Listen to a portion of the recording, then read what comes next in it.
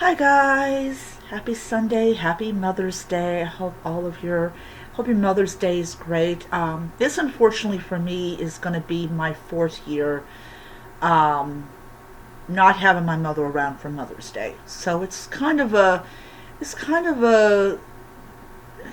sad day for me. So please please pardon, if I'm a little not as overly excited today as I usually am.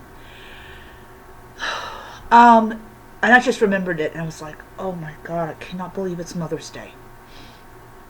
All right, get away from that sadness.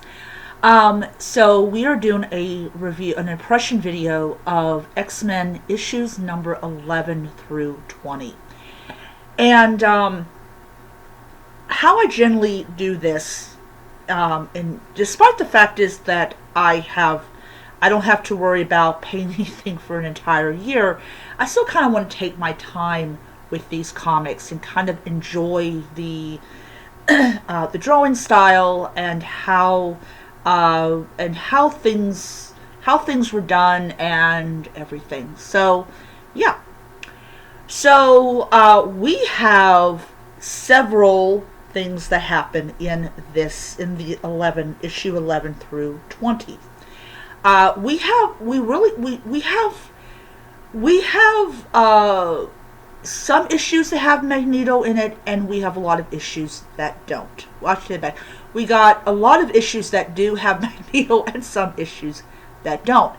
But what I've also noticed is that um, Toad and the Scarlet Witch and Quicksilver are not really um, uh, like apparent in some of these issues, and I totally forgot what issue they stopped appearing in. I don't know if they're just like off page or whatnot. I don't really know. But we also get a little bit more backstory of Xavier's paralysis, and the a lot of people who have never read the comics but only stick with the X-Men movies know that Charles Xavier became paralyzed from the waist down because of Magneto. And not because Magneto hurt him. I mean, he wouldn't hurt his friend that way.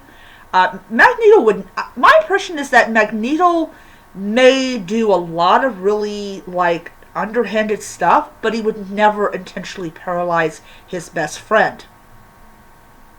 So, yeah, it was actually one of the I think it was members of the military's bullet that did it.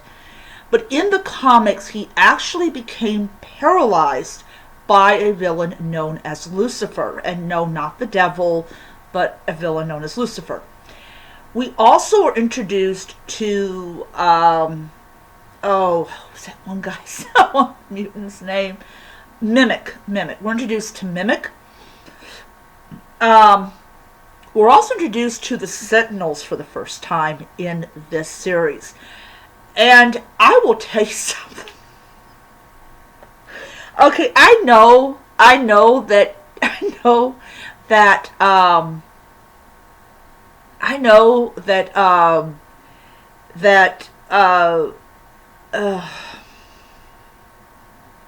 hmm, yeah, okay. I know that the Sentinels are like a very dangerous robots, but the early years of the Sentinels was not anything to boast about. It was just not. They literally were they literally were self-aware machines, and I'm like, oh god, no. Um, it was weird.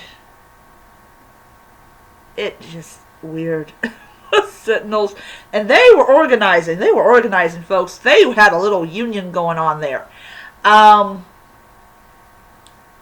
and yes, and Lucifer does come back in issue number 20, and that's how we find out. That's how we get the full scene of which Xavier loses ability to walk.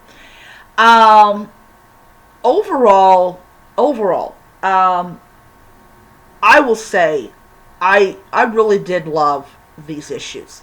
And I can see, like, from just reading the first 20 issues, is that the why the X-Men became as popular as they did, and why in my own personal belief they are the powerhouse team. Yes, the Fantastic Four is great, and I will say something. The Human Torch appears. I don't know. I don't remember. I should write notes down.